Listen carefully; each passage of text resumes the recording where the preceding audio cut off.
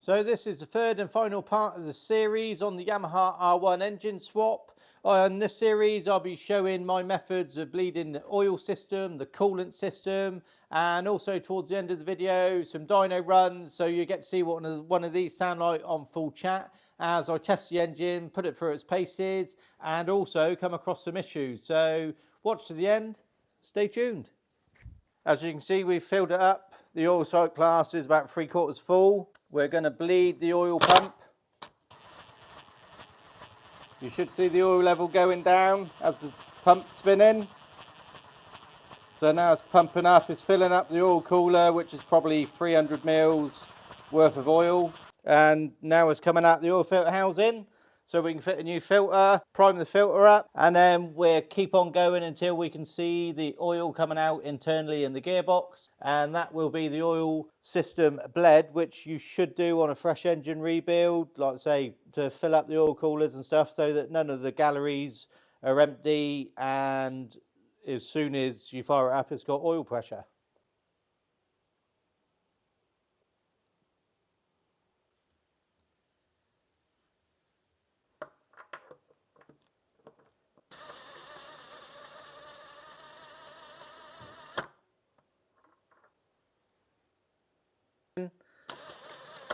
And it's coming through the gearbox shaft.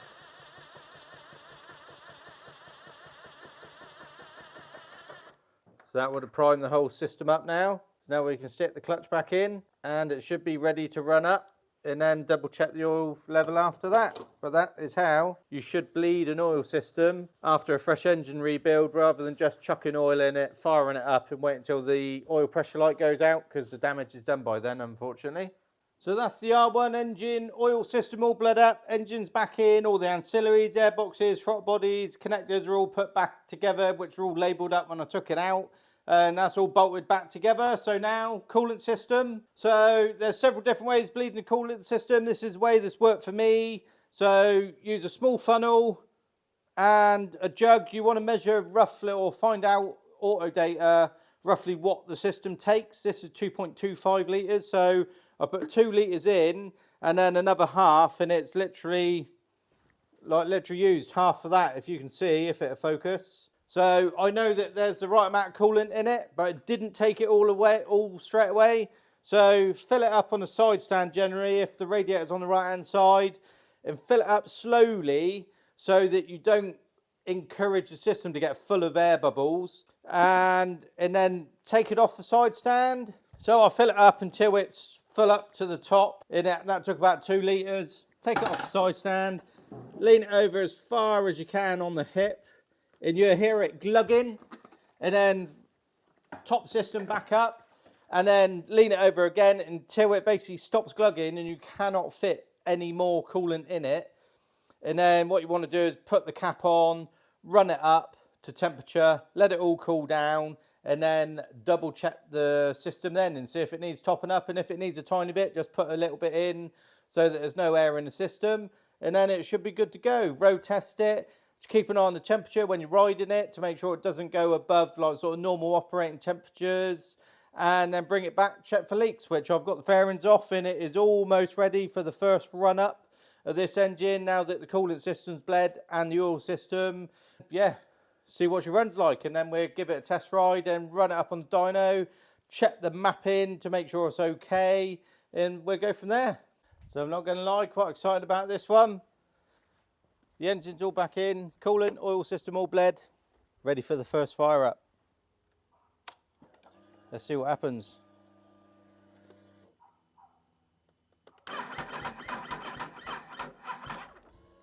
And she's got a flat battery. Now we've got a jump pack on. Let's see if she fires up.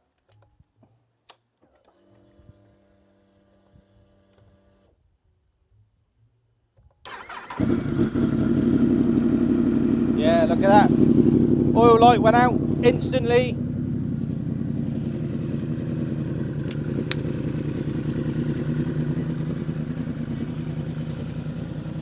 Yeah. So that is the R1 fired up for the first time. Oil light went out instantly, and yeah, well chuffed. I've just got to check for some leaks now, double check the coolant level, But yeah, she's all back together, baby. Hopefully this engine lasts a bit longer. I'm gonna get it, like I say, once I've checked the coolant level when it's cooled down, I'm gonna get it on the dyno, run it up, give it a road test after that, and then hopefully get back to the customer so he can get back on with some riding. See you later. So that's your R1 all strapped onto the dyno, ready for a couple of runs. I think the gearbox is, like I say, it feels a little bit tight just running it on a paddock stand, but we'll have a look on the dyno and see what she's like. So we're going to go handheld for a little bit. Bike is getting strapped on to the dyno. So I've got the exhaust extraction ready to go, but I've turned the fan off because it is a bit noisy. Got my computer up there, TV screen, laptop, RPM pickup from the ECU. I've also got the AFR meter stuck in the end of the exhaust. If it needs adjusting, then I'll end up putting one in the header pipes for a more reliable, like I say, more reliable AFR reading. But just for a quick run up, I need to check the gearbox as it feels a little bit like sort of just on the paddock stand. It doesn't feel like it's selecting gears quite right, but there's no load on it. So I'm going to run it up on the dyno. I've checked for leaks. So I've done the coolant and stuff in there. There's no coolant or oil leaks. So that side of things fine. It fired up straight away. Oil pressure light went out. So that side of things is all right. I just want to run it up, check the engine, see if everything's good. And obviously check the gearbox as that feels a little bit stiff. And if it needs it, like sort of looking at, then I'll have to obviously like sort of investigate that as well before we give it back to the customer, because I don't want to give it back with any kind of gearbox issues or anything like that. We don't want that. We want it back like sort of sweet as it can be. But yeah, this is my Dynojet 250i dyno, all set up, ready to rock and roll.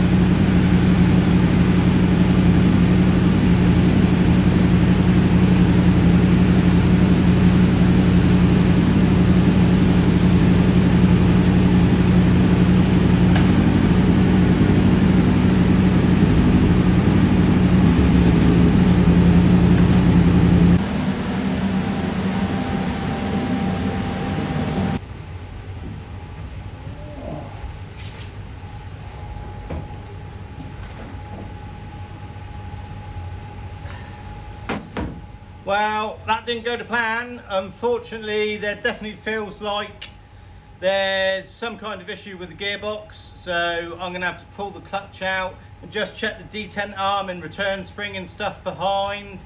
It looked okay when obviously put the clutch back in after bleeding the oil pump, but I'm gonna double check it and have a look, see what it is, and if not, then obviously we might have to look deeper. But unfortunately, yeah, the second-hand, that's the trouble with buying second-hand engines, is sometimes it's only as good as the person's trustworthy, if you know what I mean. So yeah, we're get it off the dyno. This was very good bit of kit for diagnostics, as it's not only used for a tuning tool, it's for diagnostic stuff like this as well. So fresh engine, you want to check everything's all right before you go out on the road and have gearbox problems out on the road. So yes, a brilliant tool to have kind of in my arsenal of diagnostic kit.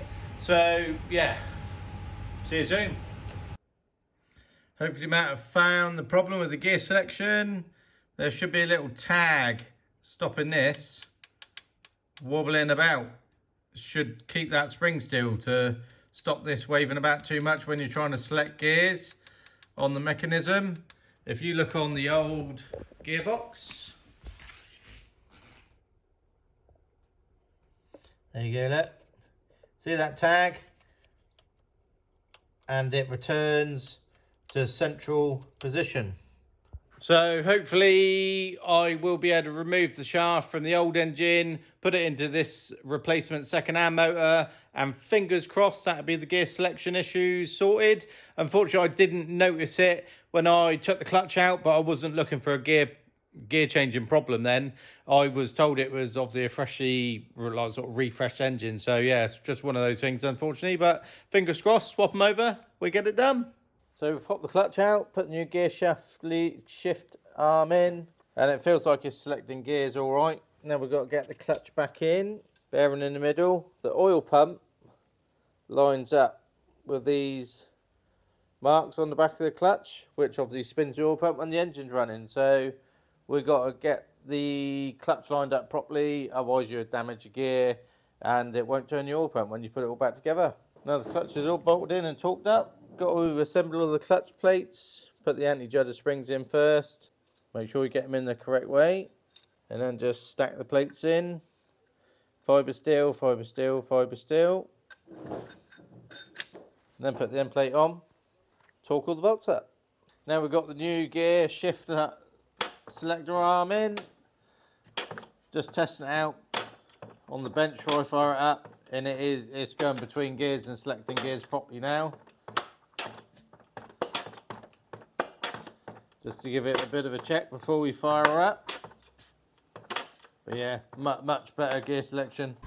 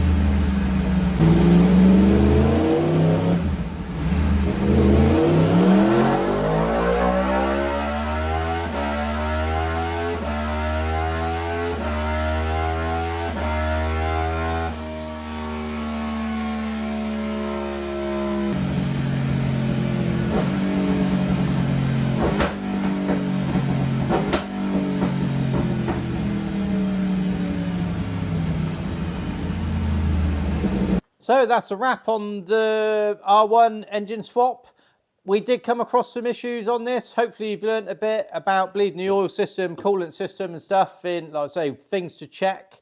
And yeah, tested us through the paces, obviously with the gearbox issues and stuff, but we got there in the end. The engine sounds pretty sweet. So yeah, thanks for watching. Please like and subscribe to the channel if you like the videos, and I'll see you soon.